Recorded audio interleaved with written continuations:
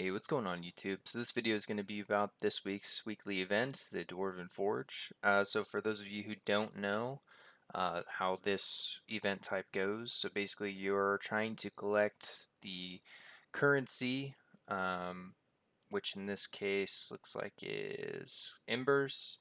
And what you're trying to do is collect enough so that you can forge your own uh, customized rune based on whatever you choose. So I've chosen a green one for this case. They kind of switch depending on what you choose, what you need. But at least for the green, here is the first set of stats that you can get. Here are the second, and here's the third. I currently don't have enough for the fourth. The fourth, you need 100,000. So I'm 50 shy from that. As you see here, or 7,000 gems if you're wanting to spend that. That's quite a bit, so I would just stick with the 100,000 embers. But basically, you're just trying to forge whatever rune you're needing or missing, and you're able to customize it so that you can get the rolls that you want on it. Primarily, I would say before I even go into anything else, that should be your main focus on where your currency goes. There are champion hero tokens in the event shop as well, and runes here. But I would say primarily focus on the runes, because those are more valuable, more rare of an opportunity to customize that. So I'd go for that. But here are what you can get if you want. I'd say the only thing that's really worth in this shop is maybe this elite or this tainted. I don't know if it's elite for you guys, but this tainted um, rune here, and the superior tainted is good too. I wouldn't say this is worth it unless you're really fed up with dragon teams, but to be honest, I mean, if they're pushing all this, then any smart player would just move away from dragon teams. I'm currently heading in that direction, but for now I'm just going to stick with it until it doesn't work anymore. They only have a few countermeasures. This is the actual first, I think, obtainable goal outside of the top 10 people with the epic skins and all that. But anyways, back to the event here. So essentially, what they want you to do is, you know, same as always, kind of battle PvP in your dungeons, go to islands, quick loot, run dungeons, and you can go anywhere. So you're free to farm for celestial evos, materials, stuff like that. The only thing that you can't find in the normal islands and the only in the event dungeons would be the where is he at?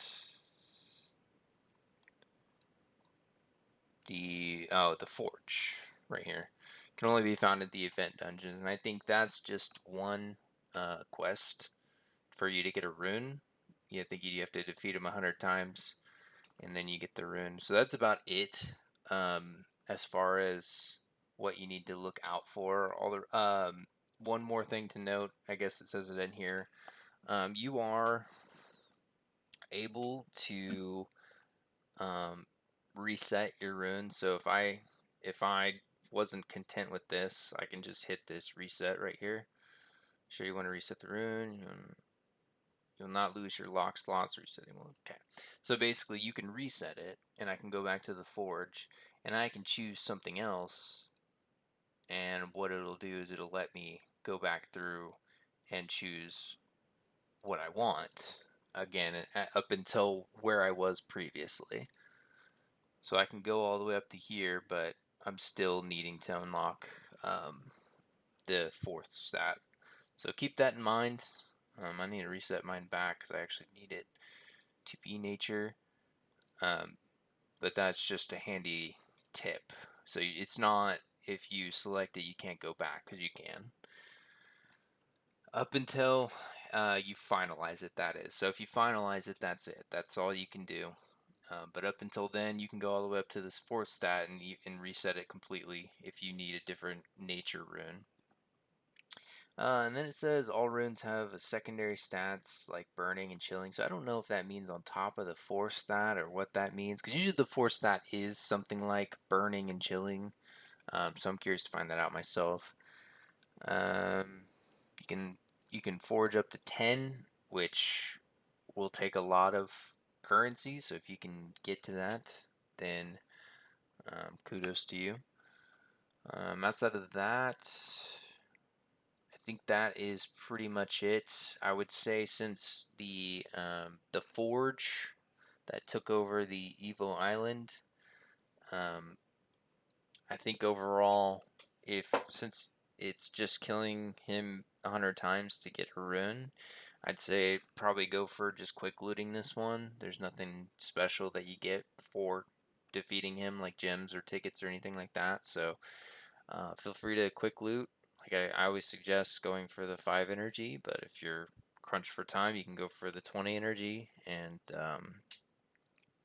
it'll speed you up by 4 times. I think overall, let's see, I might as well just show you the rewards real quick. So here are the player ranking rewards.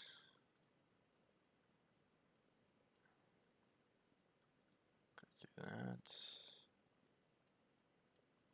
Okay. And then here are the guild rewards. So not too hero token intensive, more on the gems in the portal. I'll just go ahead and show you day 2 since it's already here. So not too bad. Plenty of legendaries if you get up to the top range. For those of you who haven't watched my previous videos, my suggestion is to always hold your quests till the very end, because that increases your chance of getting up to the last stage, or the highest amount possible. So 250,000 for this one. It just increases your chances of being able to get to this point, as opposed to redeeming them each day and then you're stuck at getting like 60,000 or somewhere in between here. If you save them all up until the very end, your chances of getting to 250,000 increases. So that's what I do. I save them until the very end, in order to achieve better rewards than I would if I redeem them each day. So little advice there. Outside of that, have fun with it, guys. Like, comment, subscribe, and I'll see you in the next one.